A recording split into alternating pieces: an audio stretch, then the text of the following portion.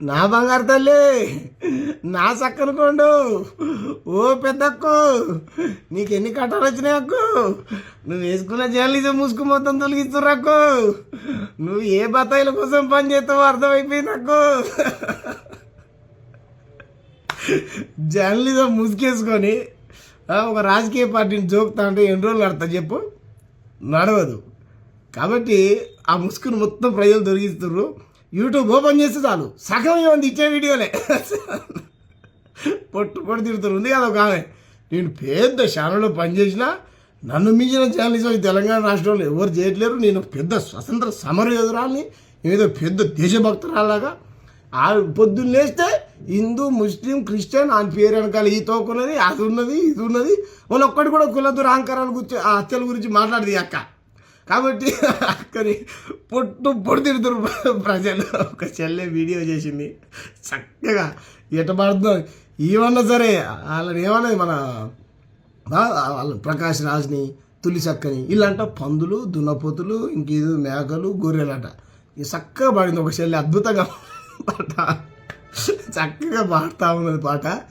In a way బరే పిల్ల, నువ్వు వినవే బలే పిల్ల, ఇన్నావా బరే పిల్ల పాటలు పాడుకుంటూ ట్రోల్ చేసుకుంటూ పొట్టు తిడుతుర్రు. ఎందుకు చెప్పక్క, ఇదే ముందు అది ఛానల్ పెట్టుకొని పని చేసిన అప్పుడు నీకు కొంచెం విలువ ఉంటుండే, తీసుకోక నీకు పుణ్యం ఉంటుంది. ఎందుకంటే నువ్వు బీసీఓ ఏదో మరి బీసీ అంటారు కాబట్టి బీసీల పరుగు తీసకు. పొట్టు నవ్వొస్తుంది, నడవదు ఎక్కువ రోజులు. నువ్వు భజన నువ్వు చేయాలనుకుంటే డైరెక్ట్ కండ కప్పుకో, నేనున్నా. చిన్నదో పెద్దదో పార్టీలు ఉన్నా, పార్టీ లైన్లో కొట్లాడతాం ఉంటాం, అట్లా ఉండాలి. కానీ నేను జర్నలిస్ట్ అని చెప్పుకుంటా, మళ్ళీ నేను ఒక రాజకీయ పార్టీకి భజన చేస్తా, జోకుతా, ఎన్ని రోజులు నడుస్తా చెప్పు? ఈ జర్నలిజం ముసుగులో రాజకీయ పార్టీని జోకుతా అంటే నడవదు కాక. కాబట్టి తెలంగాణ ప్రజలంతా పిచ్చోళ్ళు కదక్క, మొత్తం ఎక్కడికక్కడ చెండాడుతున్నారు. తస్మాత్ జాగ్రత్త అక్క. ఎందుకంటే ఇప్పుడు నాకు కూడా భారతీయ జనతా పార్టీలో నీతిగా నిజాయితీగా పనిచేసేటువంటి వ్యక్తులు అందరూ లేకపోవచ్చు, కొందరైతే ఉంటారు కదా, వాళ్ళు చాలా చక్కగా నాతో మాట్లాడతారు. శాంబాయ్ నీ సిద్ధాంతం నీది, నీ ఐడియాలజీ నీది, మా ఐడియాలజీ మాది అంటారు. వాళ్ళు నాకు బాగా నచ్చుతారు, వాళ్ళని నేను గౌరవిస్తాను. కానీ ఇదేం జర్నలిజం అక్క, నువ్వు పొద్దున్న లేస్తే నువ్వు నీకు ప్రకాష్ రాజ్ గాడు, పేపర్ లీక్ చేసిన గారు, వీళ్ళేమో గాడు, ఆడేమో నీకు ఏమంటారు మంచి జంతువుల్లాగా కనపడతారు, మంచి గోమాతల్లాగా, ఏమంటారు దుప్పి, నెమలి, జింక, ఇటువంటి అందమైన వాటితో పోలుస్తూ. మేము క్వశ్చన్ చేసేటోడే నీకు దున్నపోతులు, పందులు, అవి కూడా అసహ్యమైన జంతువులు ఏం కాదు, అవి కూడా మంచి, అవి కూడా దేవుడి సృష్టిలో భాగమే. కాకపోతే నీ పోలిక, నీ పొంతన, నీ భాష నీ బాగాలేదక్క, నీ జర్నలిజం కాదక్క. నీకు ఎవరు ఇస్తారో పైసలు తెలియదు. నేను పొట్టు తిట్టిన అక్క పేరు ఏం పేరు, ఆ వైశ్య సంఘ నాయకురాలు ఎందుకు తిట్లు తినాలి చెప్పి ఇట్లా ప్రజలతో. కాబట్టి మార్చుకోండి ప్రవర్తన. అసలు నేను ఎవరు పట్టించుకోరు, మీ పార్టీలో పట్టించుకోవట్లేదు. నేను అడిగిన ఆమె ఎవరు బొమ్మ పట్టించుకో, ఆమెంతటా ఆమె ఏదో మా పార్టీ వాళ్ళు పెద్ద గౌరవించాలని వీడియోలు చేసుకుంటుంది అని చెప్పి కానీ పెద్ద ఆయన ఆర్ఎస్ఎస్ మీద అయితే మాట్లాడితే. Hi friends, hello friends, good morning friends, good afternoon friends, good evening friends. ఇలా వీడియోల మీద వీడియోలు, సెల్ఫీల మీద సెల్ఫీలు పెడతా ఉన్నాడు మన పెద్ద సారు నరేంద్ర మోడీ గారు. ఆ హాయ్ ఒకసారి మీరు కూడా వినండి. हाय फ्रेंड्स, आज तो मन करता है बस आपसे ही बातें करूं।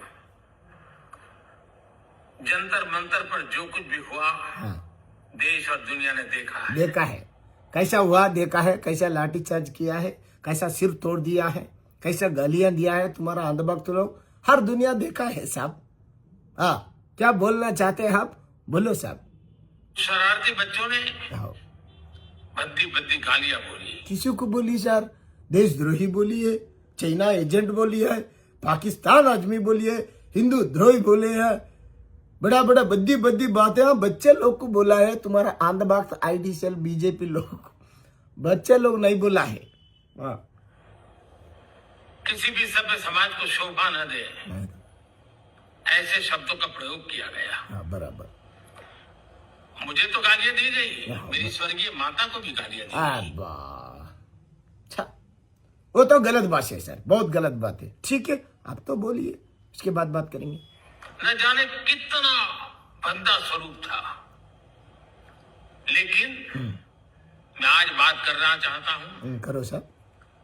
कि बचपन में गलतियां होती है। होती है, बचपन में नहीं है सर, राजनीति में अगर आप सीट में बैठे हैं जब भी गलतियां होती है, लेकिन क्या करना, मेरा गलती हुआ साथियों, मेरे को माफ करो बोल के पूछना है आप, लेकिन ऐसा नहीं पूछ रहे हैं आप, बद्दी बद्दी गालियां दिए तो आपको गुस्सा आया, ठीक है, आपको आपका माँ को कोई गाली दिए तो हम लोग भी थोड़ा नाराज होते, लेकिन आपका अंधभक्त लोग हमारा माँ को, हमारा बाप को, हमारा बहन को, हमारा भाई को, पूरा जितना है उतना आदमी को गाली दे रहे सर। क्या करते हैं सर वो लोग? सनातन धर्म रक्षक है, फिर हमारा माँ को गाली दे रहा है, हमारा बहन को गाली दे रहा है, हमारे राष्ट्र को गाली दे रहा है, मरवाड़ी लोग, गुजराती लोग। और बचपन में गलतियों से सुधरने का अवसर भी होता है और यही तो बचपना है। और इसलिए मैं समाज के अंदर जो आक्रोश है उसको भली बात समझ सकता। समझ लो एक कल्चरल शौक है कि हमारी बेटियां, आपका सीट जाने का शौक है, आपको हराने का शौक है। जंजीपुरा दिल्ली जंतर मंतर में नहीं है सर, पूरा कश्मीर से कन्याकुमारी तक हर गांव में, हर स्टेट में, हर राष्ट्र में है सर। आपको हटाने के लिए आपका सीट से, वोट से, आपको हरा के सीट से नीचे उतरने के लिए जनता काम कर रहा है। अभी हो गया, ज्यादा हो गया, कितना 12 साल में आप सीट के ऊपर बैठे हैं, खाली हिंदू मुस्लिम, राम, हिंदू क्रिश्चियन मुस्लिम, यही लफड़ा करता है अपना। बोलो सर, इस प्रकार की भाषा कैसे बोल सकती है? लेकिन राहुल गांधी माँ को गाली दे सकता है, केसीआर माँ को गाली दे सकता है, रेवंत रेड्डी माँ को गाली दे सकता है, हमारे जैसे सामाजिक कार्यकर्ता है वो लोग का माँ को भी गाली दे सकता है। वो कैसे बोल सकते हैं सर? वो लोग के ऊपर केस नहीं रहता, वो लोग के ऊपर चर्या नहीं लेता, वो लोग के ऊपर आपको गुस्सा नहीं आता। ये कैसा राजनीति होता है सर? हम भी राजनीति में हैं, हमारा वीसी के कार्यकर्ता लोग को आपका अंधभक्त लोग गाली दे रहा है सर। हमारा रजिस्टर पार्टी है, समय है इन बच्चों को गले लगा करके राह दिखाने का। बराबर, ये गुमराह बच्चे हैं, उनको राह दिखाना हमारा काम है। उनको सजा देना, अदालतों के चक्कर कटवाना, समाज में उनको प्रताड़ित करना, इससे हम परिस्थितियां नहीं बदल पाएंगे। मैं उन्हें माफ करना चाहता हूँ। माफ करो। समाज भी मेरी इस बात को स्वीकार करे, क्योंकि मेरे मन में एक ही भाव है। क्या भाव है सर? कभी कभी दांतों तले हमारी जीभ तोड़ता आ जाती है, खून निकल आता है, लेकिन हम दांत तोड़ते नहीं है, दांत भी हमारे हैं, जीभ भी हमारी है, बच्चे भी हमारे हैं। हमारा नेता लोग गलती करता है, लेकिन नेता लोग को नहीं मारते, खाली गुस्सा होते हैं नेता लोग के ऊपर, क्योंकि वो नेता लोग हमारा है, प्रधानमंत्री हमारा है, वो क्या है उसका नाम, धर्मेंद्र प्रधान हमारा है, अमित शाह जी हमारा है, बंडी संजय हमारा है। वो लोग गलत काम करता है, लेकिन क्या करते, हम लोग नहीं मारते, वो लोग को नहीं गाली देते, खाली क्वेश्चन करते, क्योंकि हमारा लोग है वो। उन्हें राह दिखाना हमारा काम है। उनको भी सर, ये राजनीति हिंदू मुस्लिम लफड़ा करने को आपको सीट के ऊपर नहीं बिठाया सर, सब आदमी को अच्छा सरफ से देखो बोल के वो लोग को हम लोग क्वेश्चन करता है, ठीक है। वो लोग, क्योंकि वो लोग भी हमारा नेता है, पार्लियामेंट प्रक्रिया से वो लोग सीट के ऊपर बैठा है। राह दिखाना कठिन होता है, लेकिन कठिन काम हमको करना। और इसलिए आओ, मैं इन बच्चों को कहता हूँ, बच्चों आओ, हम देश के लिए साथ मिलकर के आगे बढ़े। ओ सुपर, कुछ नया सीखे। नेता लोग अब राजीनामा करो, नया नेता लोग उधर बैठता है, हाँ हमारा नेता लोग है, आपको राजनीति करने नहीं हो रहा, आप हट जाओ, दूसरा नेता बैठता है, क्योंकि देश आगे बढ़ना है, पीछे लेके जा रहा आप देश को, इसलिए नरेंद्र मोदी साहब आप हट जाओ, दूसरा नेता बैठता है उधर, देश को आगे ले जाता है, हिंदू मुस्लिम क्रिश्चियन कश्मीर से कन्याकुमारी तक हर आदमी को, हर राष्ट्र को अच्छी तरफ से देखता है। आप हट जाओ मोदी साहब, मोदी साहब आप हट जाओ, क्योंकि आप हमारा नेता है। बोले साहब, गलतियों से भी सीखे, अपने सपनों को लेकर के चल पड़े, देश आगे बढ़ता बहुत हाँ। आगे बढ़ रहा है, बराबर है। आगे बढ़ने वाला है हाँ। और आपका भी आगे बढ़ना निश्चित हो, यही मेरा सपना है। मैं आपके लिए जीता हूं, आपके उज्जवल भविष्य के लिए भविष्य के लिए, आओ। आओ हम मिलकर के मणिपुर में आगे बढ़ रहा है। किसान लोग को कांटा घुसा है जब आगे बढ़ रहा है देश। जंतर मंतर में जितना बच्चे लोग प्रोटेक्ट कर रहे हैं वो लोग के ऊपर गोली चला रहे हैं, उधर आगे बढ़ रहा है देश। हिंदू मुस्लिम दलित बोल के लफड़ा कर रहे हैं देश में। आपका आरएसएस बीजेपी लोग जब आगे बढ़ रहा है, देश कितना पीछे है मालूम है? 146 देश से पीछे है अपना देश। रुपया गिर गया है। मोदी साहब अब हर देश घूमता है, एक भी काम नहीं किया है। जनधन खाता खोल के पैसे डालता बोला है, नहीं डाला है। 2 करोड़ नौकरी देता बोला है, नहीं दिया है। किधर आगे बढ़ रहा है देश? राम मंदिर के अंदर चोरी हो गया है, वो पैसे कौन लेके गया? मुसलमान लेके गया? पाकिस्तान वाला, चाइना वाला, अफगानिस्तान वाला कौन लेके गया है? बोलो साहब, ऐसा देश आगे बढ़ रहा है। मणिपुर पूरा जल रहा है, कौन लेके जा रहा है पैसे? ऐसे पीछे जा रहा है देश, आगे जा रहा है। बोलो సాబ్ నాకు ఇంత మించి ఎక్కువ రాస్తారు హిందీ చెప్పు, నువ్వు చెప్పింది అర్థమైంది నాకు చెప్పు సార్। इसको आगे बढ़ाएं। बढ़ाएंगे। बहुत बहुत धन्यवाद दोस्तों। दोस्त आओ गलतियों से सीखो, आगे बढ़ो।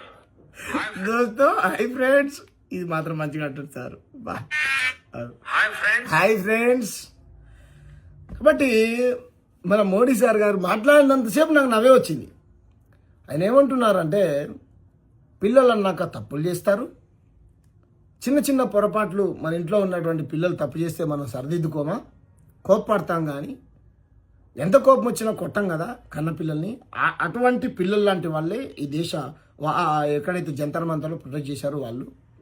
కాబట్టి నా మీద నేను తప్పు చేసినప్పుడు కోపం ఉండడం మీకు సహజం, మీ కోపాన్ని నేను అర్థం చేసుకోగలుగుతాను। కానీ మా అమ్మని, నన్ను, మా అందరిని తిట్టారు అని మోడీ సారు చాలా బాధపడతా ఉన్నాడు। తప్పే, మోడీ గారి అమ్మగారిని అలా తిట్టడం తప్పే। కానీ ఇది మన దగ్గరకు వచ్చేసరికి ఎందుకు బాధ అనిపిస్తుంది? ఇతరుల దగ్గర కూడా ఇట్లనే ఉండాలి కదా। రాహుల్ గాంధీ నువ్వు ఎవరికి పుట్టినావు అనొచ్చు, రాహుల్ గాంధీ నువ్వు ఇక అనకూడదు కానీ చెప్పకూడదు కానీ, ఎంత బూతులు। నేనేం కాంగ్రెస్ పార్టీ కాదు, ఆయన ఒక ప్రధాన ప్రతిపక్ష నాయకుడు। వాళ్ళ అమ్మగారిని, వాళ్ళ నాన్నని, ఆయనని, ఆయన పుట్టుకని, మీ బీజేపీ ముఖ్యమంత్రులు ఏ విధంగా అనరాని మాట్లాడారు? ఇక మాలాంటి పరిస్థితి చెప్పాల్సిన పరిస్థితే లేదు। వీళ్ళు సనాతన ధర్మరక్షకులు। మా ఇంట్లో కూడా నాన్న, మా అమ్మ రాజకీయాల్లో లేదు, మా అమ్మని ఎందుకు తిట్టాలి? మా చెల్లెలు, మా నాన్న వాళ్ళు రాజకీయాల్లో లేరు, వాళ్ళని ఎందుకు తిట్టాలి? మామూలు తిట్టండి। కడుపు కాలినోడు బూతులు తిట్టకపోతే ఏం చేస్తాడు? నీతులు తిడతాడా? దళితులపైన అక్క చెల్లెలను రేపులు చేసినప్పుడు, మేము క్వశ్చన్ చేసినప్పుడు మమ్మల్ని తిట్టొచ్చు, తిట్టుడు కాదు ఏకంగా పోయి కొడుతుర్రు। మోడీ సార్ మిమ్మల్ని తిడితేనే మీకు అంత బాధేస్తుంది, తప్పే। వ్యక్తిగతం, ఇప్పుడు వ్యక్తిగతంగా ఎవరు తిట్టిర్రు నాకు అర్థం కాదు। మీరు గడ్డం ఎందుకు తీసుకోవాలని ఎవరన్నా అన్నారా? మీరు ఎందుకు 15 లక్షల సూట్ వేసుకుంటారని ఎవరైనా అడిగిరా? అడగలే కదా। అది మీ పర్సనల్, మీ పైసలు రాణించన్న రాని, మీరు గడ్డం పెంచుకోరి గీక్కోరి।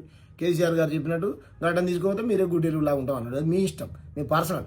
మేము పరిపాలన గురించే మాట్లాడుతూ ఉన్నాం। మీ పరిపాలనలో, ఈ రాష్ట్రంలో, ఈ దేశంలో, ఓకేనా, ప్రజాస్వామ్యం ప్రమాదంలో పడ్డది, ఏ వర్గాలు కూడా సంతోషంగా లేవు, అవి మేము క్వశ్చన్ చేస్తూ ఉన్నాం, మీరు ఇచ్చినటువంటి హామీలను అడుగుతూ ఉన్నాం తప్ప। ఎవడు ప్రశ్నిస్తే దేవుని గుళ్ళో డబ్బులు దొంగతనం చేసిర్రా నాయన, పైసలు ఏందిరా అంటే మీరు హిందూ వ్యతిరేకులు, మీరు ఇస్తాన్న 2 కోట్ల ఉద్యోగాలు ఏమైనాయి అంటే మీరు హిందూ వ్యతిరేకులు, అని మాకు ప్రాజెక్ట్ చేయర్రా నాయన అంటే మీరు హిందూ వ్యతిరేకులు, జాతీయ హోదా ఇయ్యర్రా అంటే మాకు హిందూ వ్యతిరేకులు, మా రాష్ట్ర నిధులు మొత్తం పక్క రాష్ట్రంతో గురించుకుపోతున్నారు ఏందిరా అంటే మీరు హిందూ వ్యతిరేకులు। వాడు బీజేపీని క్వశ్చన్ చేస్తే వాడు పాకిస్తాన్, ఇప్పుడు ఇంతకుముందు చెప్పినటువంటి పేర్లు ఇని బోరు కొట్టింది, కొత్త పేర్లు పెట్టుకుని। కాబట్టి మోడీ సార్ మీకు ఎందుకంత బాధ అనిపిస్తుంది? భయం పుట్టుకుంది మీకు భయం పుట్టుకుంది। నేను ఓడిపోతానేమో, మళ్ళీ గెలవనేమో, మా యూత్ మొత్తం నా మీద ఏమంటారు ఇట్లా ఒక ఆగ్రహంతోనే ఉన్నారు। కాబట్టి నేను మళ్ళీ గెలవను, వాళ్ళ ఓట్లకు కీలకం, వాళ్ళు వాళ్ళ అమ్మ నాన్నకి చెప్తారు, వాళ్ళ చుట్టాలకు చెప్తారు, వాళ్ళ చుట్టాలకు చెప్తారు, వాళ్ళ ఫ్రెండ్స్కి చెప్తారు। ఒక జింజి యూత్ ఒక 20 మంది ఓటర్లను ప్రభావితం చేయగలుగుతాడు। కాబట్టి నాకు నా సీటు ఖతం అయిపోయేటువంటి పరిస్థితిలో ఉన్నది। కాబట్టి ఏం చేయాలి? ఇట్లా అమ్మగారిని అడ్డం పెట్టుకొని రాజకీయం చేసుకోవాలి. మరి మా అమ్మగారిని అన్నప్పుడు అసలు మోడీ సార్ మీరు ఏమన్నారో తెలుసా? 2020 మీ వీడియో మాట్లాడి నేను కలియుగ పురుషుణ్ణి, నాకు అమ్మ నాన్న లేరు అన్నారు. మళ్ళీ ఈ కొత్తగా నుంచి వచ్చారు అమ్మ నాన్న, మళ్ళీ ఆ నుంచి వచ్చారు రేపు. నాకైతే మా నాయన లేడు, చనిపోయింది అనుకో, మా అమ్మ ఉన్నది. అమ్మ నాన్న లేరు, నేను కలియుగ పురుషుణ్ణి అంటారు. మళ్ళా हमारा माँ को गाली दिया है, दूसरा माँ लोग को गाली दिए तो कैसे सर? ये फ्रेंड्स जैसे आगे बढ़ रहा है, आगे बढ़ाएंगे అంటారు. దా ఫ్రెండ్స్, నేను కూడా చెప్తున్నాను ఫ్రెండ్స్, బీజేపీని ఓడించండి ఫ్రెండ్స్, దేశం అప్పుడే ముందుకెళ్తుంది ఫ్రెండ్స్, బీజేపీని ఓడించండి ఫ్రెండ్స్, రాజ్యాంగం ఏమంటారు ప్రజాస్వామ్యం పరిడి వెళ్తుంది ఫ్రెండ్స్, ఇప్పుడు ప్రమాదంలో పడ్డది ఫ్రెండ్స్, బీజేపీ సర్కార్ను ఓడించండి ఫ్రెండ్స్. హిందువులు, ముస్లింలు, క్రిస్టియన్లు, కాశ్మీర్ నుంచి కన్యాకుమారి దాకా ప్రతి రాష్ట్రములో ఉన్నటువంటి ప్రజలందరూ సుఖశాంతాలతో ఉంటారు ఫ్రెండ్స్.